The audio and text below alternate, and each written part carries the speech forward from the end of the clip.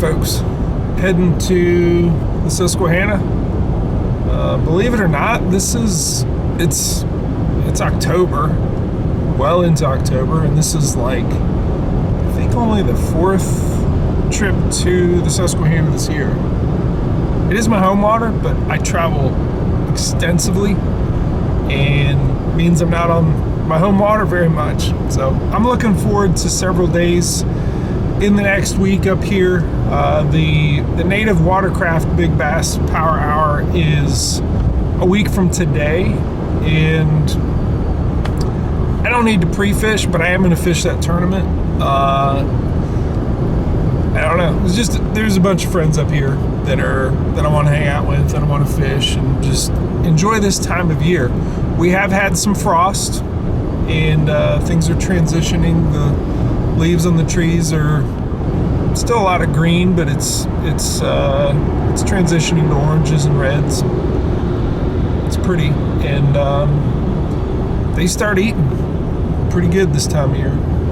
So I got half a day today. Did some family stuff this morning, and I'll probably get out on the water by 1 o'clock and only fish for about 4, maybe 5 hours, and then go hang out with Timmy Dixon, and Josh Tranko is also going to be there this evening. So fun times. So before we get started, I do want to show off something that one of my subscribers sent to me. His name is Kesley, and he has KP Customs. Maybe I shouldn't show the address, but he's out of North Carolina, and he makes some custom stuff, custom baits. This is one. Ooh, doesn't that look juicy? I'm gonna give that a shot. Look at that square bill. Great looking color, nice sharp hooks, nice crayfish crankbait. I'm gonna give that a go. It's got some rattles in there for sure. Yeah, I think I can catch a few on that today. A couple of the other ones in here that he sent me, that a couple buzz baits. Got trouble up there. This is interesting to me because the wire is similar to the Pro Assassinator clacker with 2 independently swiveled blades, so these will smack into each other. That one kind of looks like a nice muddy water bait. Certainly not for today. I don't know, maybe I give the buzz bait a try a little bit later. So I'll take those 2 out. He's got some nice jigs in here, and man, very generous of you. Thank you very much. So as I hook up this battery, I'm gonna point something out. This one has serial number, starts with 17. That means it's a 2017 battery. The Torpedo batteries just last. It has a greatly diminished capacity over the course of 7+ years, but man, they keep on going, and it'll give me good use today, even though it's 7 years old. All right, went out there to do a little recording of the new crankbait with the dome, and look what I found. A little frying pan. So that'll be my first little bit of, in fact, I'm gonna put it in the onion sack so it doesn't get away from me, but first little bit of good fish, big fish karma. So what do you think, Ryan? What's that frying pan worth? I'd say at least an 18.5. Found out the first thing, there's a whole lot of this snot grass everywhere. So beautiful looking crankbait. I think this river probably just needs a good blowout for this to be an effective lure. I might keep it on just in case I find some deep areas that don't have the snot grass. Again, beautiful looking bait, good motion. I will catch a fish on it today. All right, I'm gonna chuck this stinger trailered 7-inch Scented Jerk ShadZ. It does have the hook that I make. Now, the Z-Man ZWG is a great option here. Sometimes they short strike it. In fact, they short strike it a lot. And basically a treble hook. And this was Ryan Parker's idea. Treble hook with one of them cut off, so it would remain, you know, something that doesn't catch a lot of grass. And then 50-pound braid and a dual lock snap, this very particular one. He's tested out, and he's used it on the mag drafts with success when they, I would say short strike that, but just when they don't eat it quite the same way that you could sink that owner beast hook into.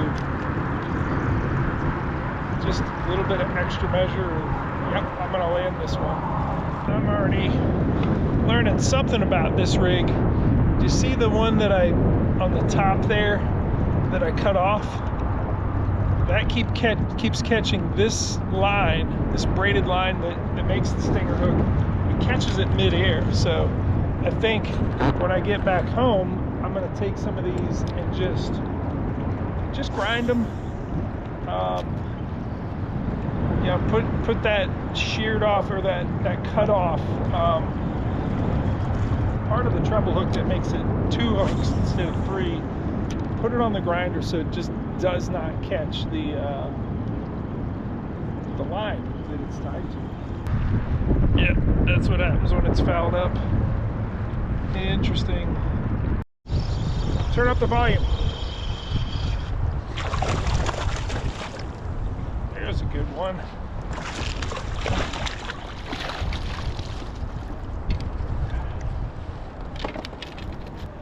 All right, he swiped at it and missed, and this is how it came back. So I did actually catch him on the stinger. That's interesting.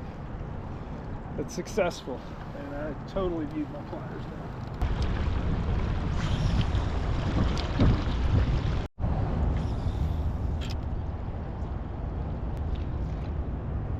A lot of this kind of grass coming down, and it's not catching on it, unfortunately. Not much. I think it has once.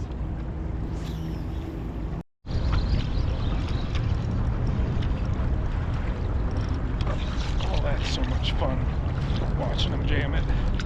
And yes, it is the treble.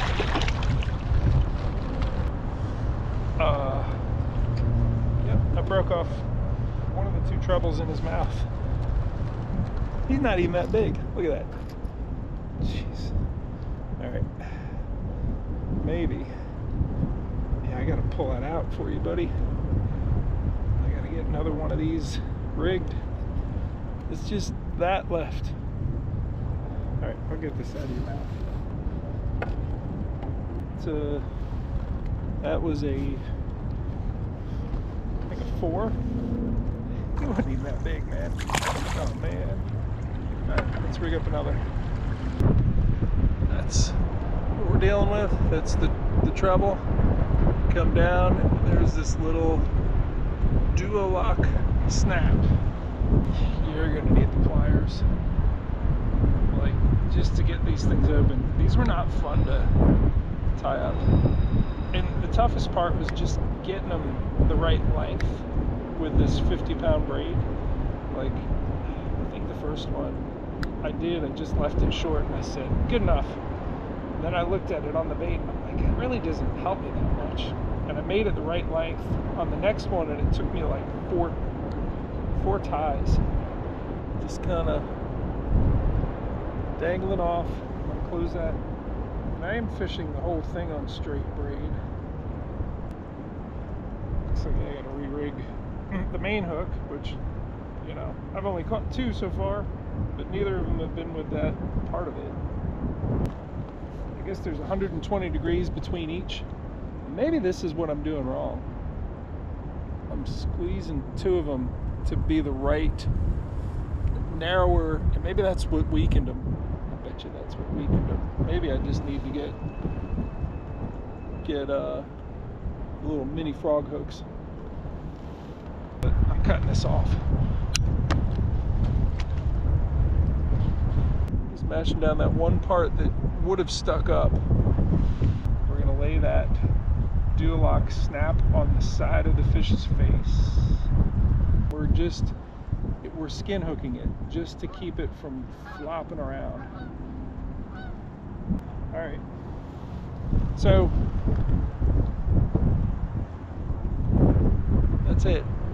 Does that make sense to you?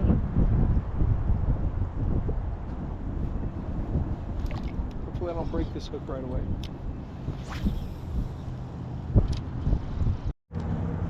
All right, this is the first of the grass that I've caught. This grass is the reason why I came up with this rig. And yeah, it's sort of, let's see what happened. Something happened with the Duolock snap that it got spun around. Just corkscrew in the air. No, I think the main line caught the side of it, or I don't know. That's weird.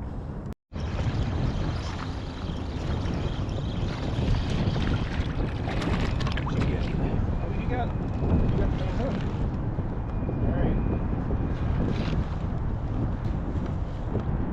Got the main hook.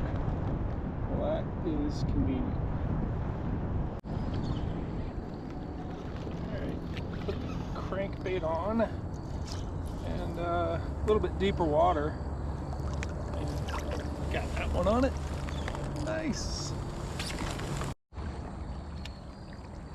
Catching a lot of grass, but you know, sometimes it's worth just throwing it, even though you only get 10-20 feet of retrieve without it catching grass, because in those 10 or 20 feet, I don't know, it's crankbait's always a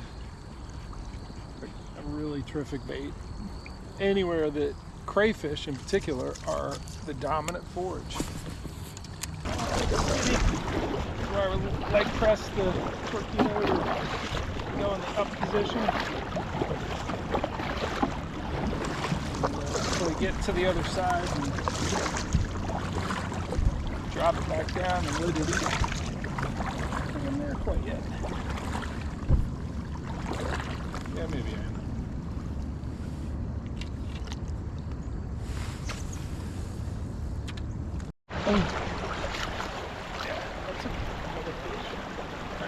Water.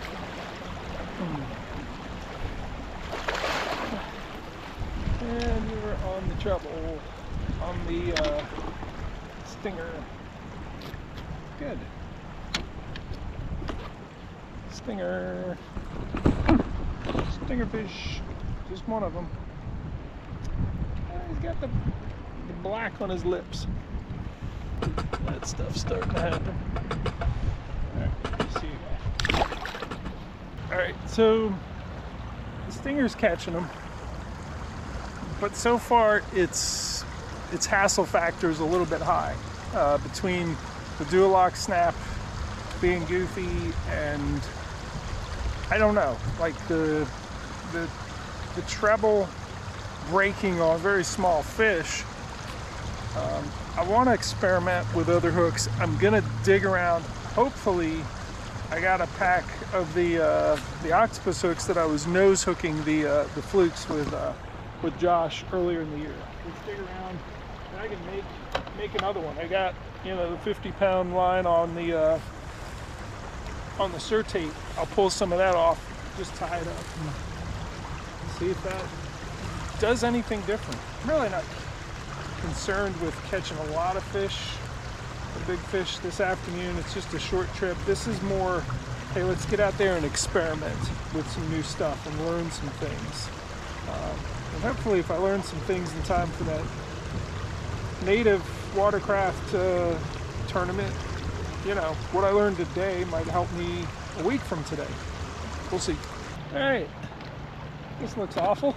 It took about 20 minutes, but there is no Duolock snap up top, and the stinger hook that's down there is just a single octopus.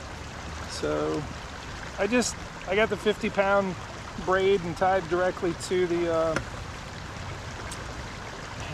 how am I going to do this? Tied directly to the the eyelet. I think I'm gonna point it down like that. I think I'm gonna go in and out like this, which if you look at that, that kind of secures it where the spacing is right. This all seems like I know what I'm doing and I don't. This is either gonna be a colossal waste of time or like the rig. You gotta be willing to have things be a colossal waste of time. All right, so it's pretty well hidden in the Aztec. Mind you, I lost my tail. Little one grabbed it right at the end of it. You know, I feel like I got one hook going up, one going down. Let's just get it out there and see what happens. All right, yeah, let's see which one you got.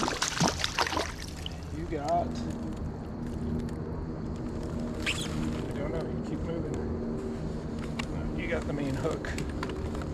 So you ate the eyeball, you ate the head. But look at that. That octopus hook does not need to be re-rigged, which is that, you know, hassle factor is probably not with the treble hook.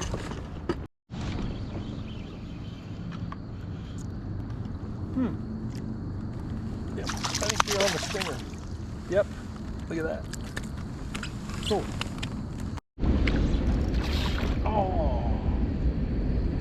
Oh, that was a big fish, and that pulled out. I saw him jump. Oh, all right, I'm learning. That was at least an 18, and he jumped, and I bet you, yeah, there's none of that. I left that hook in him. Not the main one, but the stinger. It jumped the gap. I think it jumped the gap. Imagine it broke it. There's a little bit of line there. Somehow it broke 50 pound. I don't believe that. I'm gonna redo it. I'm gonna redo this. In full disclosure, I really struggled with the first one and really hacked up that line.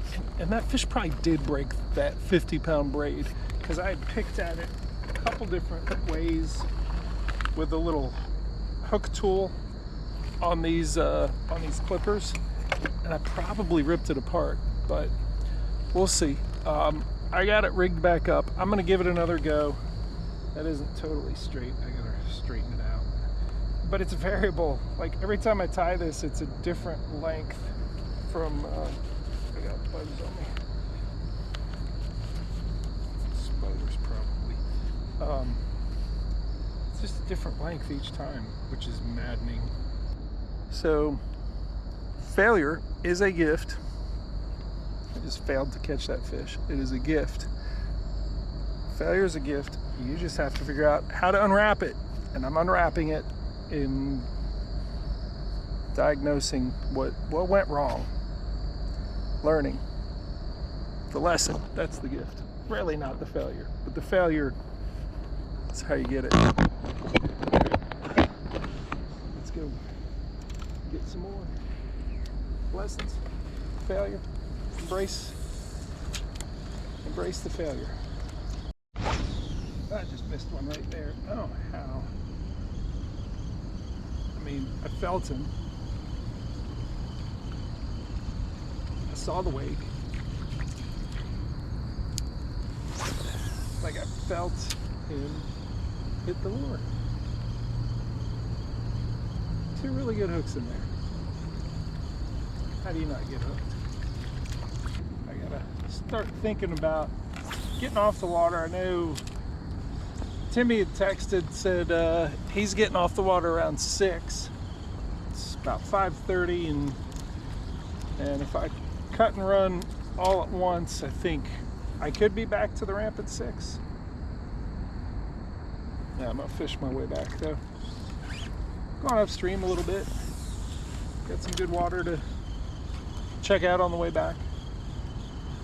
It'll be fun to go hang out with some guys who've actually been fishing this river, guys from out of area, from Southwest Virginia and from Indiana, that come to this river in October, because it's awesome in October, and hear what they have to tell us about what patterns they've been figuring out.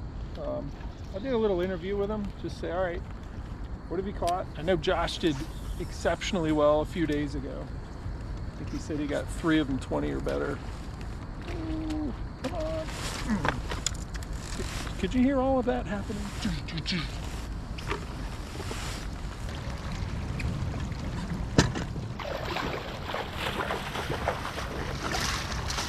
Got a bucket. Yeah.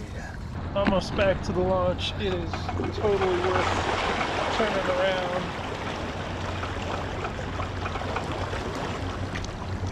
Looking at that. Beautiful, beautiful sunset. And it's getting chilly. So I'll be happy to get back to my truck and put a sweatshirt on. All right, we're here at the in front of the campfire with some friends who've been out fishing the last several days. So we're gonna kind of get a pattern recap of what you guys have been finding. I'm gonna start with Timmy. Hey, what's up? How you catching your fish, Timmy? Tell me your biggest one you caught in the last several days. Just 19 and a half today. Past 3 days, like day one was real good for us. Well, we kind of struggled just a little bit in the morning, but we found them at afternoon. We found them, it was like transitioning from bedrock and gravel to the different areas of the river. They was on them transition points, and the wind was helping too because it was so clear. We did really good day one. Day two, I didn't do as good. My partner did pretty good. He found a good feeding window, but and today I did good up at What are they eating for you, man? Fishing Dams. What baits are you throwing? Day one, I just threw cranks all day long. I tried a lot of different things, but I did really good with the crank, but I had to deal with the grass. But the crank was good, and today was just mag draft. Mag draft? All day, yeah. Freestyle or with the belly hook? The treble? Just with the treble. Yeah. Yeah. Okay. Yeah. What you got, Nick? So, day one, like Timmy said, we had a really, we both did really well. We fish at a very expansive area and encountered fish at transition zones, like rock transitions. Yep. Still out in the middle of the river, clear, relatively low. Surprisingly, that, you know, like, to me, it was amazing that these fish were out exposing themselves to predators in clear, relatively low water. But we got them in slightly deeper water most of the time, but definitely rock transitions. We just, like, if you were floating through an area, if you weren't paying attention, you'd be like, why are these fish there? But we consistently got on them. The crankbait for sure did the heavy lifting, and most of those areas were not choked with grass, so maybe some of the time we came back with grass on the lure, but we got into a bunch of them that way. At the 20 I caught was probably in about 8 inches of water. It was just blasting stuff right in front of the little, it was like the taper up before a little ledge. Phil, what'd you catch your biggest one on today? White spinnerbait with a purple and green pumpkin trailer. Yep. Just crazy color combination. And what kind of location? What current depth? Foot and a half substrate? to 2 foot. the transitions between that bedrock and the gravel bottom. Josh, you and your dad and your brother have been here a couple days. Yep. What are you guys finding? I mean, I think that Dad was commenting how we've been to several different areas, like purposefully, just to try to, you know, Susquehanna is such a cool place. I want to like go experience the full thing, and Dad was saying like everywhere we went seemed like a different state. You know, it's like the different you like can put in 30 minutes downstream and it looks like you're in just completely different, you know, ecosystem. So we had a lot of different experiences as far as what you know, what the fish were doing, but yeah, like the word wolf pack is the thing that comes to mind of every place we went. You know, it's kind of the quintessential like fall feed bag where they just group up together, and if you find one, you find, you know, 20, 30 of them. The problem with it is, you know, if there's a little bit of stain on the water, the flow is a little bit higher, it would be probably what Nick was describing would have happened more often. But like if you catch a fish and you have the entire wolf pack behind it, as soon as they see your boat, then that wolf pack is gone, and you usually just don't get another shot at it. Except What's the strategy for dealing with it? wasn't like that. Well, I mean, I think being as quiet as possible and trying to pick off the fish and back off of it and take them away. You know, I know that's a Jeff Little thing, but I did do that some. They're gonna tell on you. Yeah, I mean they will tell on you, but the problem is it's so clear. Like today, towards the end of the day, I was just tired. We drove through the night, and I was laying back in my kayak. I had like a mile left in the stretch, and I was just kind of closing my eyes, and I was like kind of snoring a little bit, you know, and I was like, you know what, I'm in Pennsylvania, I need to fish. I stood up and like 40 smallmouth went and I was like, well, go figure. But we have found them in areas that I know this river well enough to know like where the feeding fish congregate, and it's been in like pretty like whitewater type stuff, and we've caught a lot of big fish. I think we have 720s between the two of us. Whoa. Yeah, since we've been here, so. Wow. Nice. Yeah, pretty fun. What was the biggest, you think? 20 3/4. Okay. But that fish was 5.5 pounds. Like it's big. I don't know that they care if it's a mag draft. I think they just want to see something big and moving, and they were just eating it. In areas where we weren't doing that, like,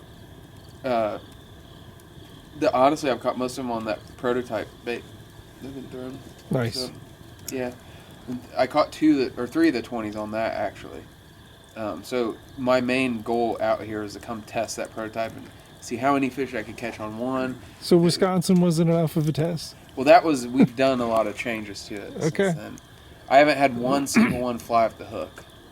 Good. So that was the main concern, because it's a nose hook deal. Yep. We put mesh inside of it, and it has not flown off the hook. And I actually have not lost one besides a muskie broke me off. The fish were so spooky. I was out ahead of him, and he wasn't getting anything, because as soon as I'd catch one or get in an area, they would go. So I moved off the bank and gave him the bank. Josh was on the other bank, and you know how that goes. That bank's screwed.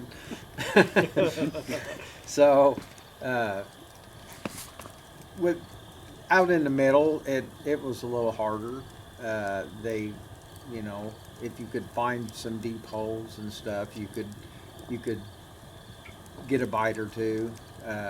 And then I just came up on this ledge that was kind of out of nowhere. It was weird. Yeah, it was. I was trying to figure out what it was. It was a V in the water. You could see the surface tension on it. But I guess it was a little. It was a ledge, but it was like not very like looking at it, you could see Yeah. the ledge, but it was like really shallow. So is that being unique? Like I said, I was way out ahead of them because I had motored up a little bit. So I went out and around it and came back where I could position myself, and I just started throwing up in the flow throughs. And I mean, for 5-10 minutes, man, I was hooking up 19 and a half, 19 and a quarter, 17 and 18 in one little chute that was coming, probably wasn't more than 10 feet wide. I Beautiful. kept seeing him hook up, and I was like, I moved. So I he kind showed of, up real Yeah, quick. I moved down by him, and I just hear him under his breath, like, "Oh, I guess you're coming over here." Huh? Appreciate you guys sharing your experiences here on the Susquehanna and a little bit on the Juniata, sounds like.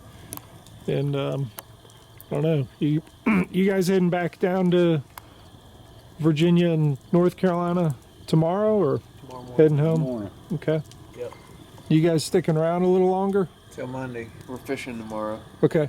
Yeah. And we're Cool. on Monday morning. All right. Yep. Well, thanks for sharing your experiences with me, guys. Thanks for sharing barbecue. Yeah.